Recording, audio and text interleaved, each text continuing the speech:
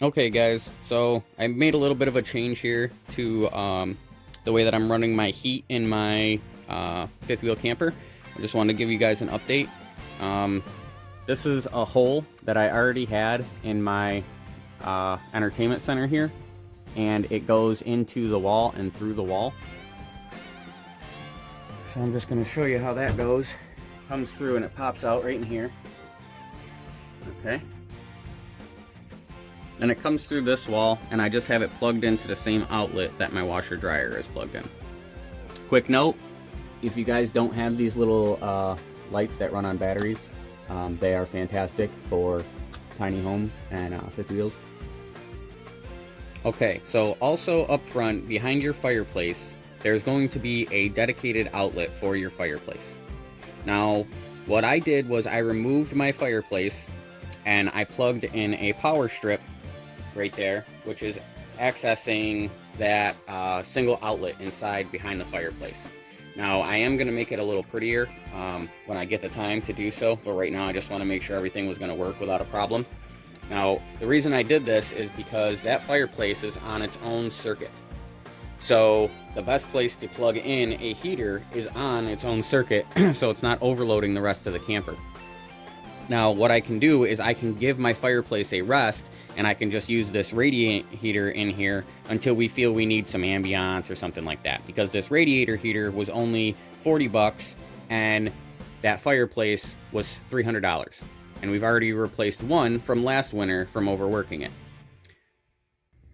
Okay, so if you look, on my just my general, I had my coffee pot plugged in, my Christmas tree, all my TVs, my alarm clock, and space heater, and I wanted to add another space heater into the living room just so that we could give the fireplace a little bit of a break, because we've already burned through one fireplace last winter.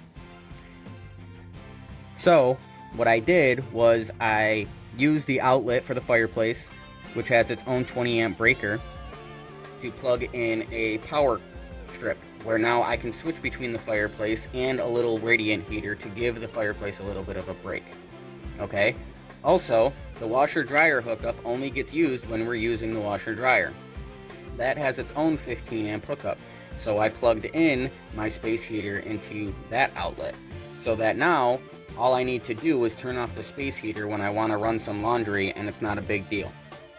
But this way, we're not overloading the general circuit, which is right here, which only has a 15 amp breaker dedicated to the entire circuit for the entire camper.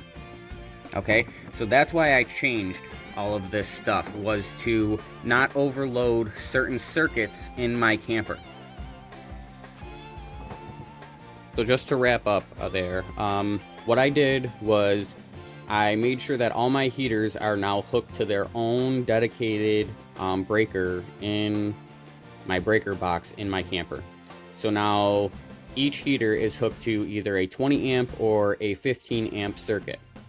So this way I'm not overloading any circuits in my camper. Now, this isn't to say that if you put on the heaters all on full blast that you're not going to overload your 30 amp circuit outside, or the house that you're plugged in if you're only plugged into a 110, or also if you're not hooked up to a 50 amp service. Now, this isn't covering any of that. This is just telling you that you're going to be safe in your own systems in your own camper doing it this way. This way you're not overloading any of the circuits in your camper. Any electrical problems you're going to have will come outside the camper, hooked into the pedestal, or any connections you have between your camper and the pedestal. I hope that this helped you guys.